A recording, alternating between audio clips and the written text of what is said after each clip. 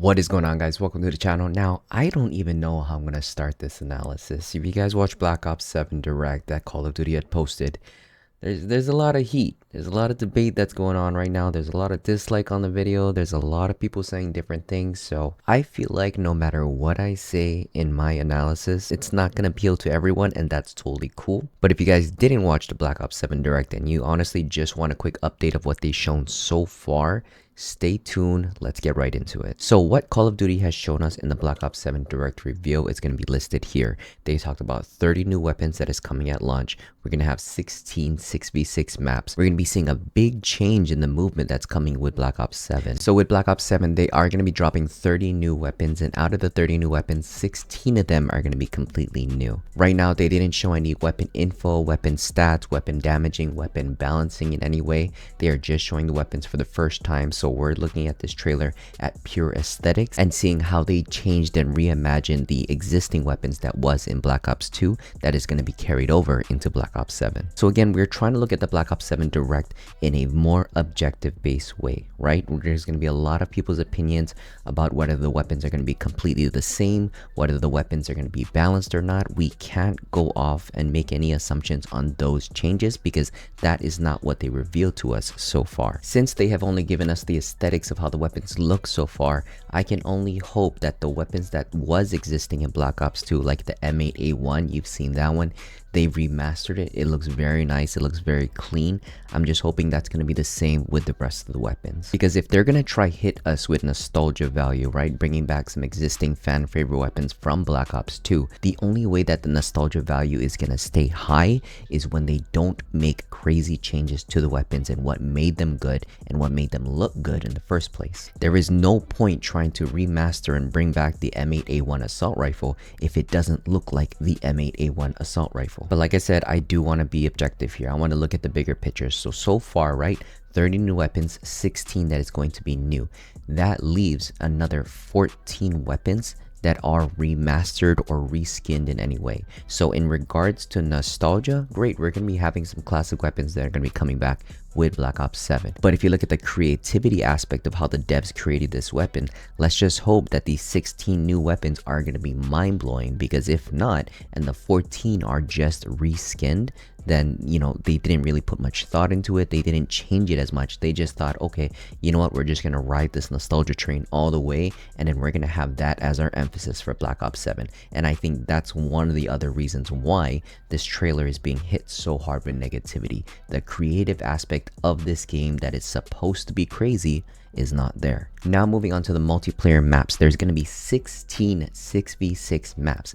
That is actually not that bad. And these aren't just going to be 16 maps that are going to be spread throughout the couple of seasons throughout the year. This is 16 maps at launch. So in regards to map variety, this is going to be very good. And the only thing I can think of why they made so much 6v6 maps specifically is because of the introduction of the new wall jumping and the new movement that is coming with Black Ops 7. In order to make this movement more fluid, they need to have more medium-sized maps. In order to accommodate in adding more movement aspects such as wall running, right, they need to make adequate space for it because there needs to be better flow with the players on the maps. What I also like about the maps is that they're sticking with the 3-lane map design. And one of the things that I think the community should still actually enjoy is the fact that it is still a 3-laner maps. But we're gonna hold our tongues on that one. Just because they said that they're gonna add in 3-lane maps, is it actually gonna be a 3-lane map design? We'll just have to wait and see. Now, one of the things that I've seen that people talk about is the futuristic aspect of it, right? In regards to map design, the aesthetics of it, whether it's appealing or not, I'm more focused on the functionality of these maps and how they play. We got to see how the players flow within the maps, right? We got to see if these spawn locations for the maps are fixed and accurate, where we won't have any spawn trapping issues. We got to see if these maps are not only just designed for maybe one game mode where it's only good for team deathmatch but really bad for search and destroy. We have to make sure that these maps are also designed to meet multiple game modes. And I think those are the factors is what really makes a good map design. A map could look as appealing as they want to the player base, right? If they don't want it so futuristic, okay, they bring it back to realism. They take all these factors that the players want aesthetically and put it into a map. If it's designed badly, players are still not going to enjoy it regardless. But like I said, nowadays that's where I feel like I'm walking on eggshells here, because I could be talking about the functionality of the map, but there's still going to be viewers in the comment section saying, oh well, it shouldn't just be about functionality, the map should also look good too, right? And I think that's one of the main things the devs will always have in regards to making a Call of Duty game, is trying to create a game to cater to majority of the player base. Of course they're gonna miss some, and the ones that are missed are probably the minorities that are talking the loudest on social media. But I'm sure the 16 maps, they're not going to be entirely new. They're going to bring back classic maps like Raid. And again, going back to the nostalgia value, okay, if you're going to ride the nostalgia train, make sure you keep Raid the way it is. You want to make sure that the courtyard that is in the center of Raid is still going to be a rectangular design. You're not going to change it to a circle. You're not going to be adding a second or third floor or a basement that you can go underneath the courtyard. You want to keep the map the same. Update the graphics, change a couple of furniture pieces here and there, but do not change the design of the map. Call of Duty is already trying to show that they are bringing so much reskinned and rehashed material from their past titles. The most that they can do is keep the design original. Now, I think this is the part of the video where a lot of players just lost their shit and just dropped a negative bomb on the video, is that when they announced the removal of tac sprint. They didn't remove it entirely though. What they did is they took out tac sprint in order to be able to use movements like tac sprint, wall jumping, wall running. They're going to replace that with having to use a perk slot in order to use those movements. And this is the part of me where I feel like I overanalyze, because I like to think of majority of their player base rather than the minority, because the fact that they removed tac sprint in that way, I'm not aggravated at all, because I think that provides a good balance for casual tactical fighters. For example, if they wanted to keep that movement, if they wanted to keep that momentum, they have to get rid of that perk, right?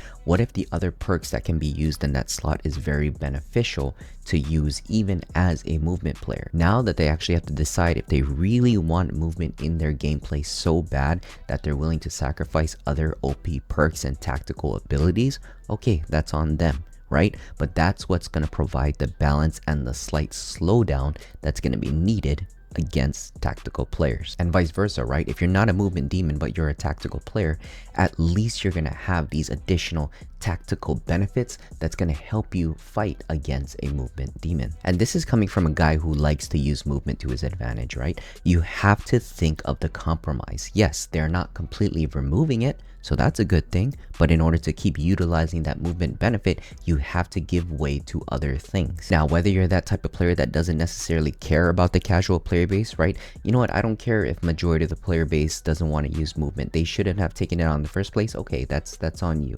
But the thing is, you have to think of Call of Duty as business. They are catering to majority of the player base. Why? Because if majority of the player base are coming back to Call of Duty, for example, like when they adjusted the movements, right, going from MW3 to Black Ops 6, that brought in more casual players because now the movement was slightly slowed down. When they introduced casual mode in Season 3, guess what? It brought in new and returning players because of this mode. I want both tactical players and movement players to enjoy the game, and if by removing tac sprint and having to use a perk in order to keep that movement up while other tactical players lose that movement but they have more tactical abilities, I think that's a very good way to balance the two play styles. But yeah, so those are some of the main things that are coming to Black Ops 7, or what they revealed so far. We're just gonna have to wait until later where they start to bring us more information. That way we can take a look at the weapons, we can test run them, we can see how they play, we can see how the stats have changed. Are they going to carry it on how they're going to simplify the attachments from Black Ops 6 and they carry that over to Black Ops 7, or are they going to go that other direction where MW3 had 10 million attachments and they're going to do the same thing with Black Ops 7 again? We're not too sure, but we don't even know, guys. They might bring back the pick 10 system when you have to create a loadout. But to be honest, guys, with the fact that this is the first video where they've dropped a huge amount of information on the Black Ops 7, I think they should have at least addressed the main issues that are currently plaguing the game. Are they doing anything with the anti-cheat? Are they having actual upgrades or changes that is going to help improve the game, besides just saying they're adding TPM 2.0 and secure boot as a permission thing in order to play the game? Are they going to keep SBMM? Are they going to make it stronger? Are they going to make it weaker? Are they going to tweak it so that majority of the player base can enjoy Call of Duty without having to sweat their balls off 24/7? Are they going going to be adding any additional servers for players who are out of the server regions, right? For anyone that is not close to the server, are they going to upgrade the servers? Are they going to change it so that there's more server stability? That way players don't just keep disconnecting and crashing out and having issues trying to connect to a server. These are the kind of things that they should have talked about in the Black Ops 7 Direct. Because if we're trying to look at Black Ops 7 objectively of what is going to make or break this game, those are the kind of things that they should have talked about. But hey, let me know in the comments, guys, what do you guys think about Black Ops 7 so far with the information that they leaked? Are you guys just giving up on Black Ops? Are you giving up on Call of Duty in general? You're going to switch over to Battlefield? If you're the type that says, hey, screw Call of Duty, and you go over to Battlefield, but then Battlefield ends up flopping, are you going to come back to Call of Duty and make a public apology to say, hey, sorry, I was just kind of mad at Call of Duty at that time. I'm actually still playing Call of Duty? Let me know in the comments below. But if anything, guys, thank you so much for tuning in. This was my opinion and reaction to the Black Ops 7 Direct. If you did like the video, please drop a like on the video. It helps it tremendously in the algorithm. And if you did enjoy the content overall, drop a sub to the channel. We'd love to see you here for the next video, okay? As always, stay pure, stay noble, and hashtag bring back honest gaming. Later, guys.